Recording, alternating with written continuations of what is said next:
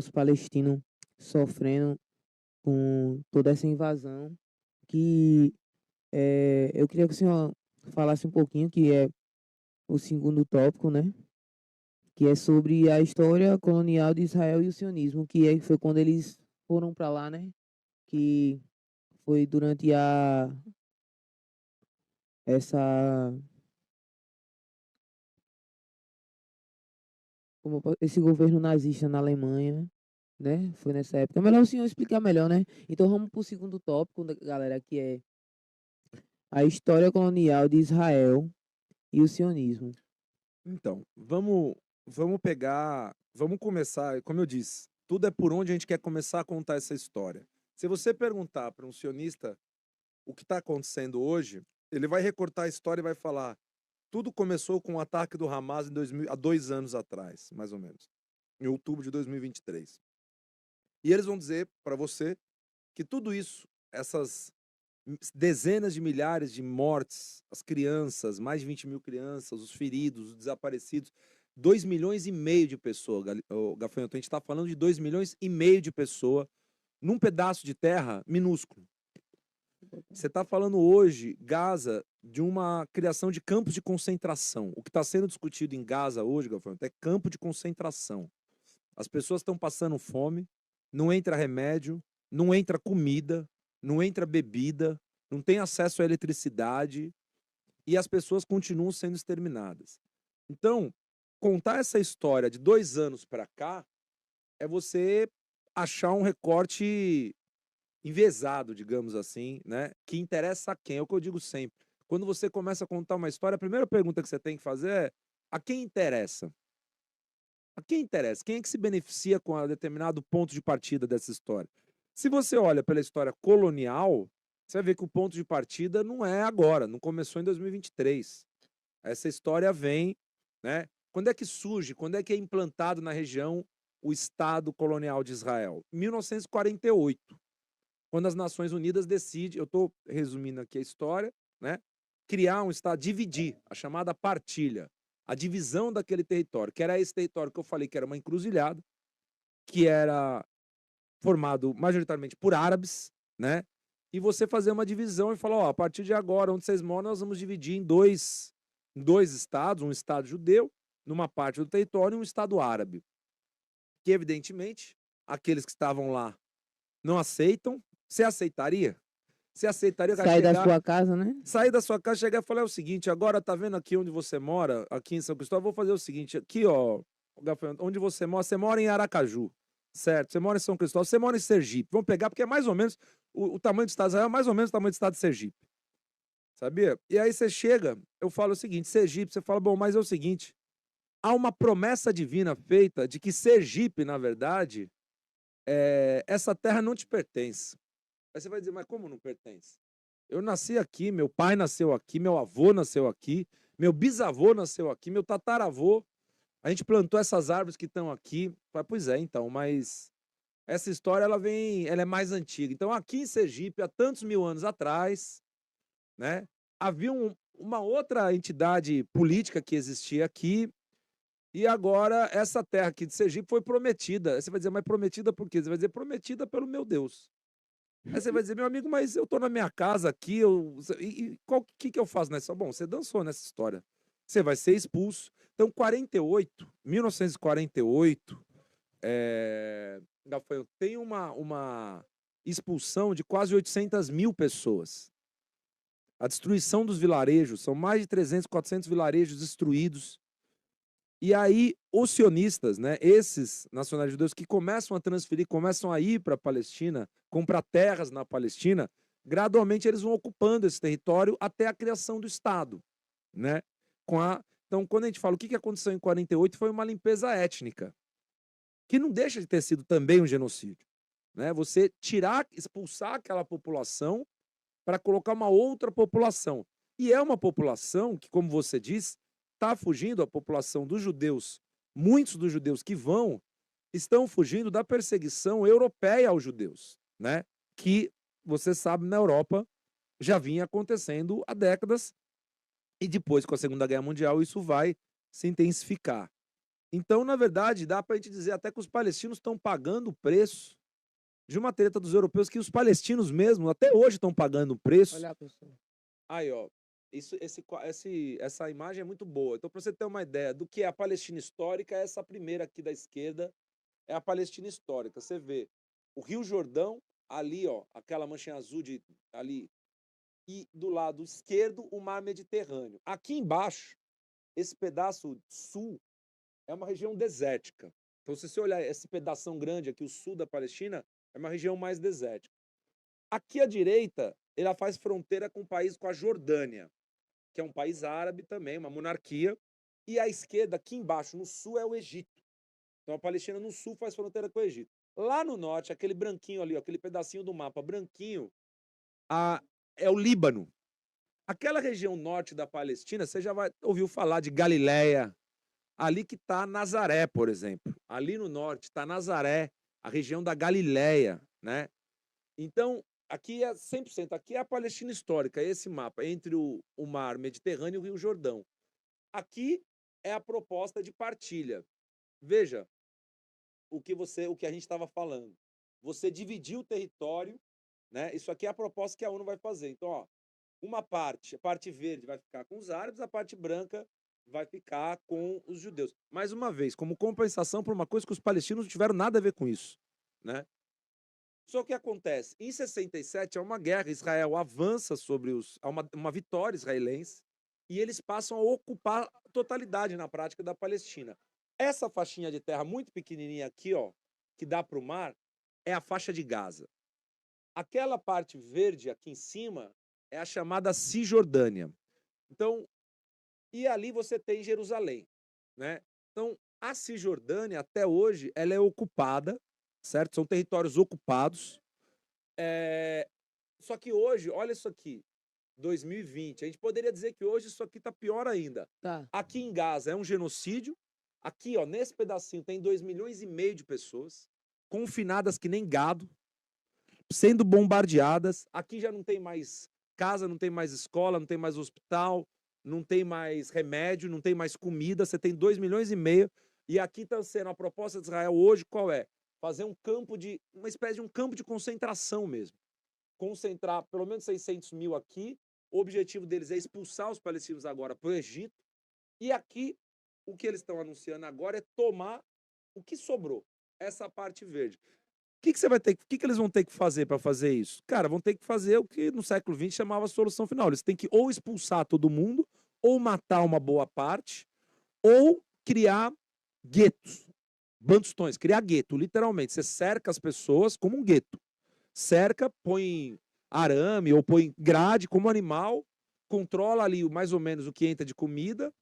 Gaza, veja, o Gafanhoto, desde 2005, 2006, quando o Hamas, ele é um grupo palestino que foi eleito em Gaza, certo? É uma facção política, um partido político, né? E braço armado. Ele tem um braço armado. Ele é um partido político que tem um braço armado, né?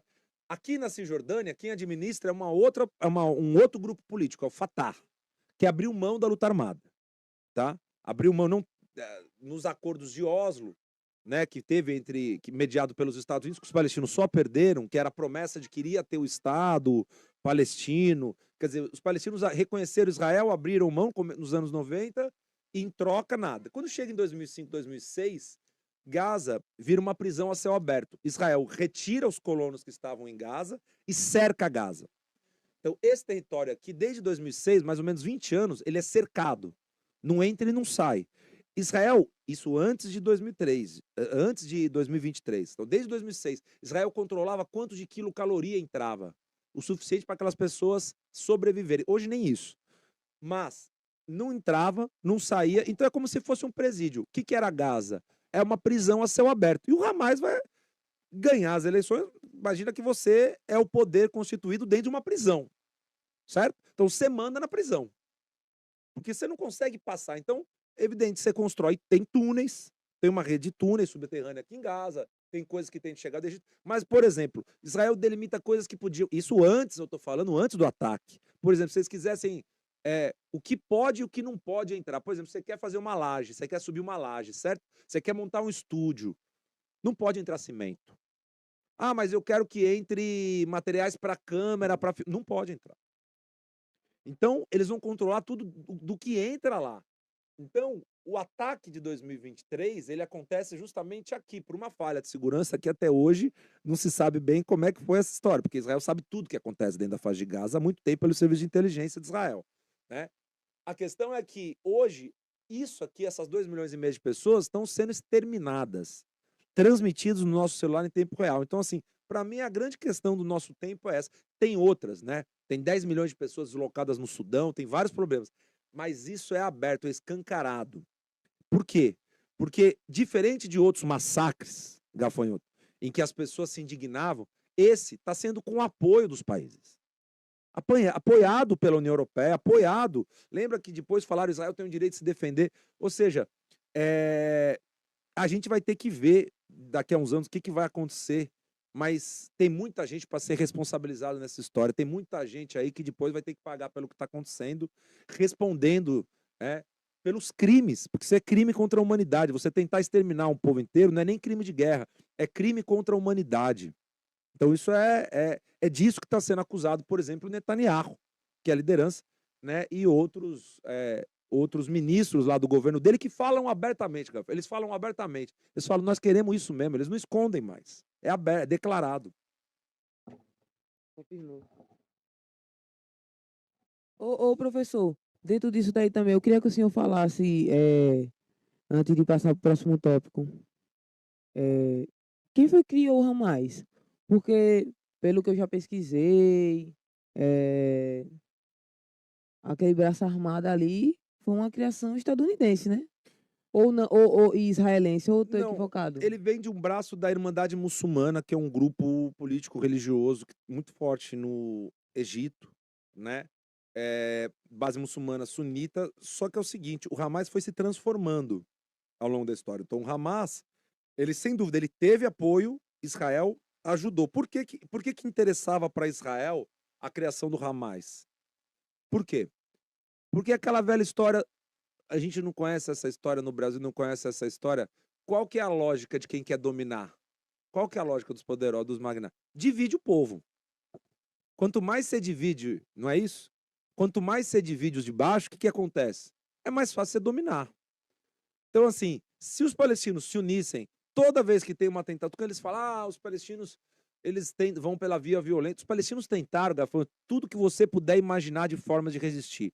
Resistência pacífica, a resistência artística, a resistência simbólica, a resistência pelo direito internacional, a resistência pela negociação. Eles tentaram todas as formas, né? Inclusive a resistência pela luta armada no fim dos anos 60, 70, com a OLP, que era a Organização pela Libertação da Palestina. Tinha os campos de treinamento, tinha a luta de guerrilha, né? As lideranças palestinas estavam no exílio, você tem que entender isso. Então é um movimento de resistência que a galera está no exílio, eles estão fora daquele território. Estavam, por exemplo, na Jordânia, depois os líderes vão para o Líbano, eu estou falando do fim dos anos 60, anos 70, até o começo dos anos 80. No fim dos anos 80, você tem um movimento de resistência muito importante chamado intifada. O que é intifada em árabe? Quer dizer um levante, uma sublevação, uma insurgência. E aí são as pessoas da população que elas começam a resistir, já num contexto que, evidentemente, Israel com o exército, com muito mais força, mas você tem uma organização da população. Gafanhoto, no fim dos anos 80, a intifada, a primeira intifada, 87, a população começa também já está se organizando naquele contexto e resistindo. Em 2002 você tem uma outra intifada, né? Então o Hamas ele evita com que exista não só o Hamas, mas um monte de coisas que foram feitas ao longo dos anos, né? Que é você deixar, por exemplo, líderes corruptos ficarem no poder, mas quando surge um líder que tem a capacidade de assumir, de liderar o povo, de unificar, que tem um discurso, o que Israel faz? Prende ou mata. Prende ou mata, né? O Barghouti, por exemplo, que é uma liderança, você tem várias lideranças importantes que foram presas, historicamente. Então, fala, mas cadê os outros? Estão presos. Estão presos ou estão mortos. Quando surge alguém que tem o poder, a galera não é isso? Marielle não foi assim? Também? Muita coisa que eu estou falando não é estranho para quem está no rolê aqui no Brasil.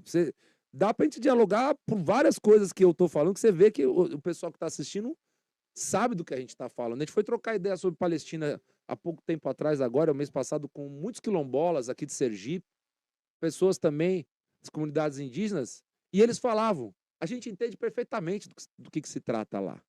A gente sabe o que é lutar pela terra. A gente sabe o que é ter certeza de onde é a terra dos nossos ancestrais, saber onde nossos ancestrais estão enterrados, e a expulsão, a gente sabe o que é ser expulso. A gente sabe o que é passar a vida inteira reivindicando e falando, a gente não vai arredar pé daqui, vou matar um, vou matar dois, mas não vou matar todos de nós. E um, quanto um tiver, a gente vai continuar, porque esse um vai ensinar para o filho dele, que vai ensinar para o filho dele o que é ser palestino. A mesma coisa se você perguntar para um Chocó. Ele vai ensinar para o filho dele o que é ser Chocó. Ele vai ensinar. Essa criança vai saber qual é a luta do pai dele, qual é a luta do avô dele, o que está em jogo. Por isso esse projeto colonial é um projeto que nasce para ser derrotado. Eles podem ter arma, eles vão causar muito estrago e causa, eles vão matar muita gente e matam, eles vão tentar, mas eles não conseguem. Eles não conseguem eliminar a resistência palestina, nunca conseguiram. Essa resistência ela vai mudando de forma conforme o tempo, conforme o momento histórico, certo? Então, assim, nos anos 60 ela era uma, como eu falei, no fim dos anos 60, o que está acontecendo? A descolonização, não é? Anos 70, países da África que também estão se tornando independentes. Então, os palestinos também estão pegando em arma, também estão lutando. Depois do fim dos anos 80, eles falam, não dá mais, nós vamos reconhecer, vamos tentar de outra forma. Tem uma palavra que os palestinos têm no vocabulário deles, político, gafanhoto, que é sumud. Sumud quer dizer você é um tipo de resistência pacífica, só que você resiste ficando. Você resiste não se quebrando, não deixando os caras te quebrar. Então assim, você vai tentar me tirar, você pode vir aqui, passar o trator, derrubar, tal. Eu vou lá, eu vou voltar, vou construir minha casa onde está e eu vou continuar lá onde eu estava, que ali é meu lugar. Aí você vai mandar a polícia, os caras vão tirar minhas coisas, vão jogar minhas coisas, vão me despejar. No dia seguinte eu vou pegar e vou voltar e vou colocar e eu vou estar ali. Porque é meu... Então, assim, você não tem como tirar.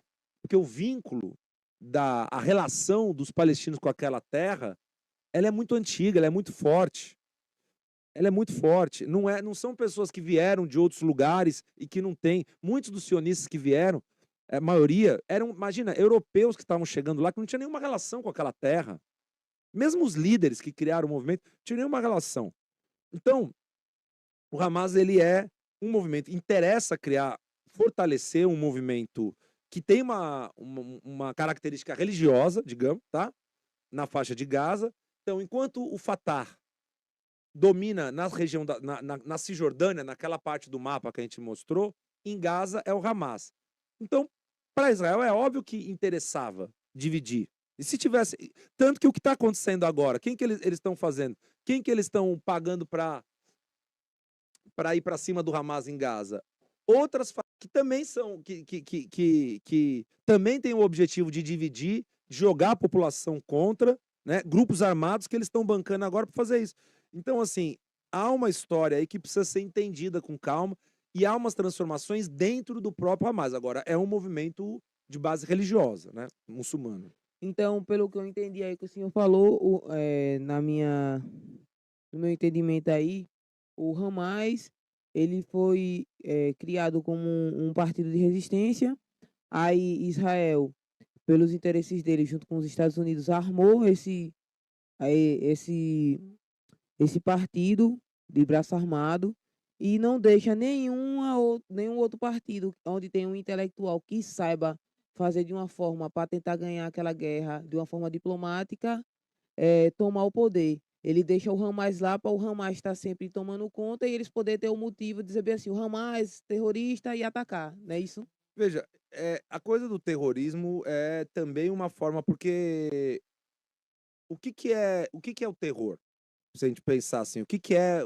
Essa ideia Existe. também é É um debate. conturbada, né? Porque, por exemplo, a pergunta é: um país pode ser terrorista? Um Estado pode cometer ato de terrorismo? Se você entrar, se esse país tem um braço armado que entra numa comunidade, a trabalhadora está dentro de casa, no fim do dia, seus filhos estão jogando bola na rua, e entra um braço armado do Estado, chacina, entra em casa, executa, aquela comunidade vai ficando aterrorizada. Isso não é um terror? Com certeza. Você não está provocando... O que é a definição de terrorismo? Terrorismo é um ato que provoca terror, que tem como objetivo provocar terror. aterrorizar. Ou seja, você pretende mudar o comportamento das pessoas por meio do terror que você está provocando, medo. Você está deixando as pessoas, mais do que medo, aterrorizadas.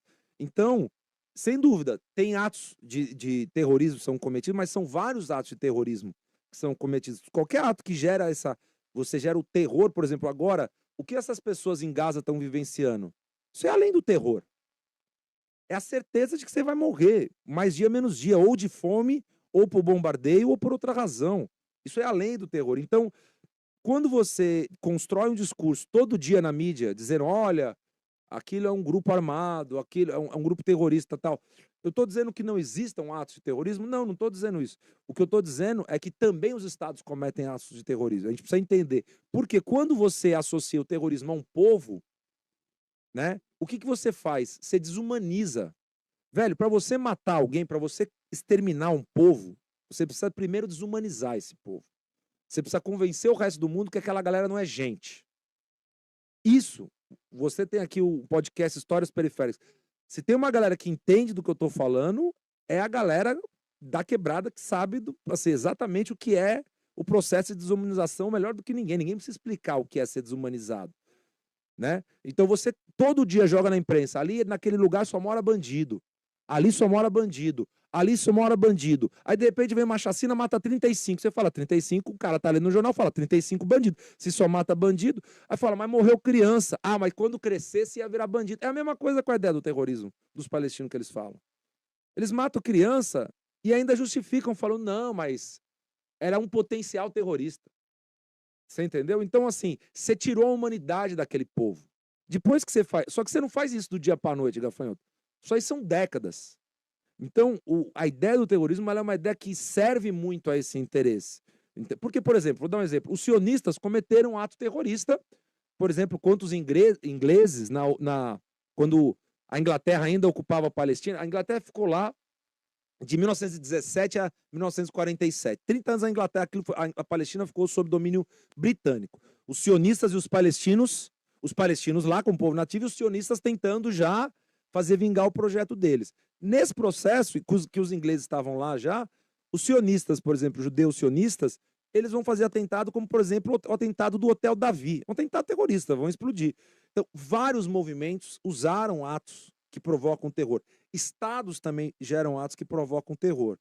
Então, o que eu acho que a gente tem que discutir é como se desumaniza um povo, a ponto da pessoa ver notícia no jornal, tantos palestinos morreram, e aquilo já não fazer mais diferença nenhuma para ela. Você fala, tem 18 mil crianças, cara, você está falando de mais de 20 mil crianças.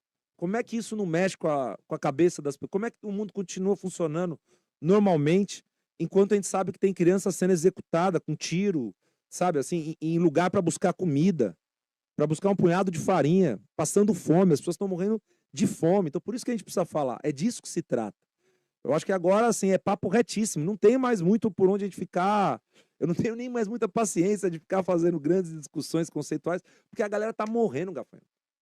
A parada enquanto a gente está conversando, as pessoas estão morrendo, estão sendo executadas, estão sendo exterminadas. É disso que se trata. E a galera não se toca que os palestinos eles não são ramais, pô.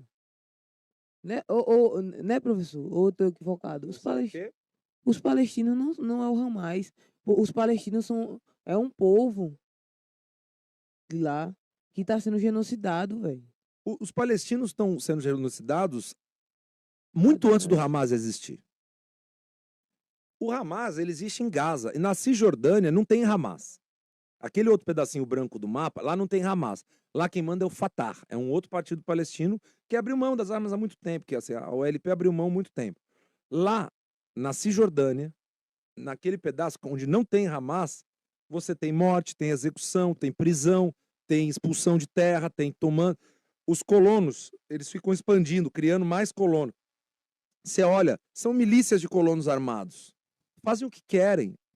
Então, assim, a gente tem que tomar muito cuidado com o discurso, porque esse discurso ele vem muito, né, pronto para ser consumido, e a mídia aqui no Brasil, chamada grande mídia, ela reproduz com que as pessoas fiquem, ah, não, então você está do lado do terrorismo, você está do lado Ninguém pergunta, você está do lado de quem exterminou mais de 20.000 crianças? Você está do lado de quem mata mais de 20.000 crianças assim? De quem está matando gente de fome por proibir a entrada de comida? Estão proibindo a entrada de comida. Isso, mesmo para guerra, o direito internacional tem leis. Mesmo na guerra, tem crime que você não pode cometer em guerra. Mesmo na guerra. Tem limite do que você pode fazer em guerra. Israel já passou todos os limites. Todos os limites. Não tem mais nada para eles fazerem. Agora, o que eles estão discutindo é o campo de concentração, né? Organização de campo de concentração.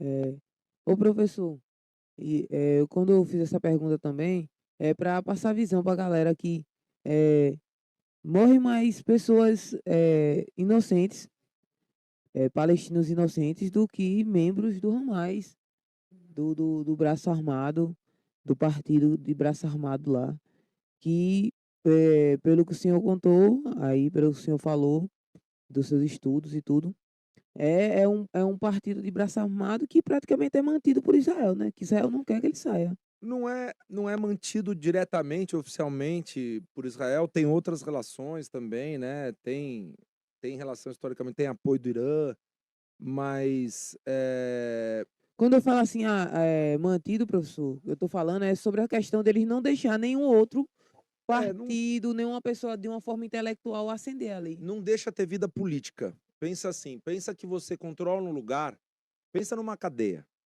Pensa que você está assim, gerenciando uma cadeia. Porque nada entra, nada sai. É proibido. Você consegue se você tiver um túnel, se tiver um negócio e tal. Mas a lógica, Gaza é cercada. Gaza faz cerca de 20 anos que Gaza é completamente cercada. Então, por exemplo, o cara que é pescador em Gaza, ele tem uma faixa do mar que ele pode pescar. Você sabe, tem uma hora que já não dá mais peixe naquela. Se ele for um pouquinho a mais, e essa faixa vai sendo diminuída. Então, se ele for pescar, se ele for, tem vídeos disso, tem vários. Se ele for um pouquinho a mais, os caras vão, os soldados de Israel vão começar a tirar, falou assim, vai até lá. Se ele começar a plantar, então ele começou a plantar, ele pode plantar ali. Ele começou a tentar plantar, os caras podem chegar atirando. Então, assim, não tem uma economia, você não consegue manter uma economia, você não consegue manter uma vida. Isso antes do genocídio, eu estou falando. Gaza já era isso. Então, assim, a gente está falando de mais de 68.000 mortos, basicamente mulheres e crianças. Se você olhar a faixa etária, Gafanhoto, da população de Gaza, você está falando de jovens, adolescentes e crianças. Maioria é jovem, adolescente e criança. Essa galera que está sendo trucidada, viva, né, assim, exterminada, é jovem, adolescente e criança. Velhos, pacientes de câncer, cara que está fazendo tratamento.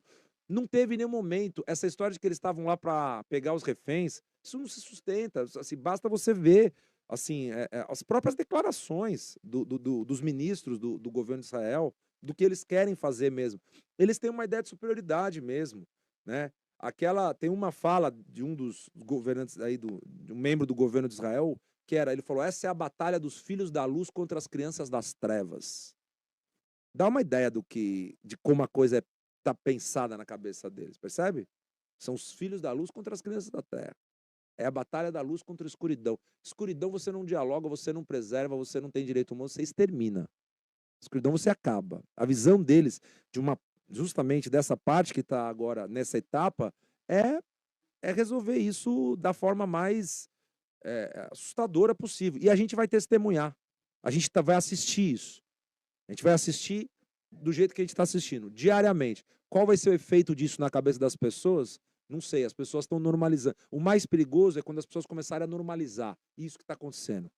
Você toma café, continua, vai para o rolê, faz seu trabalho, vai para o trampo, tal. Ó, morreram mais tantos palestinos. Olha, os palestinos estão morrendo. Vira parte do dia a dia, a morte dos palestinos. E não dá para ser assim. Não dá para a gente aceitar essa parada. Isso mesmo, professor. Professor, a gente vai passar para o próximo tópico, só que eu queria tirar mais uma dúvida, até fugiu da mente agora. Será que não é para me perguntar? Se o senhor poderia falar um pouquinho sobre o acordo, né? O acordo que os sionistas fizeram com os alemães, né? Porque o pessoal fala sobre o Holocausto, sobre aquela perseguição dos judeus, mas eh, esses judeus sionistas, eles fizeram um acordo com os alemães, não foi para eles conseguirem se juntar e irem lá para Gaza Para Gaza não, para Palestina, para aquela faixa em Então, 1948. assim, o sionismo resolve um problema para muitos, digamos, ele vai ser útil, funcional para muitos antissemitas europeus. Por quê? Se você pegar muitas das pessoas que apoiaram no início, mesmo ingleses, desses, né, os barões e a galera que apoiou naquele momento, você vai pegar o perfil, vai puxar, vai ver quem eram esses caras, eles eram antissemitas. Antissemitas declarados, ou seja, que tinham racismo contra judeus, né? Então, assim, eles chegam com uma proposta de pegar um Estado e de levar os judeus europeus para fora da Europa. Imagina como é que isso vai cair no ouvido de uma parte dos europeus que não queriam judeus na Europa. Você percebe onde é que a coisa pega? Então, muitos desses europeus, eles eram antissemitas. Isso é uma coisa que às vezes não é dito. Né? Os sionistas, eles resolvem problemas, cara. Então você tem documentos sobre isso, tem cartas sobre isso, tem textos, né? Então, assim, eu acho que os documentos, essa parte histórica hoje, dá para você ver muito de como esses interesses foram acontecendo. Agora, claro, a coisa é mais complexa na forma como ela acontece, né? Mas, sem dúvida, há um interesse de muitos antissemitas naquele momento com um projeto sionista, né? Uma forma de tirar os judeus da Europa. Dá para dizer isso. Massa. Vamos passar para o próximo tópico, que na minha opinião, antes de passar para o próximo tópico, vou mandar um salve aqui pro professor Marcelo, para o Alan, do Projeto Cultural Socialmente no Teto Pé no Chão, Júlia Evelyn, eu não sei quem é Júlia Evelyn, Júlio Ribeiro, Prete Vitador. Esse aqui eu também não sei quem é. Parabéns pelo canal, vim pelo Julinho. Júlio que indicou. E Carlito Dias. Satisfação total, salve aí.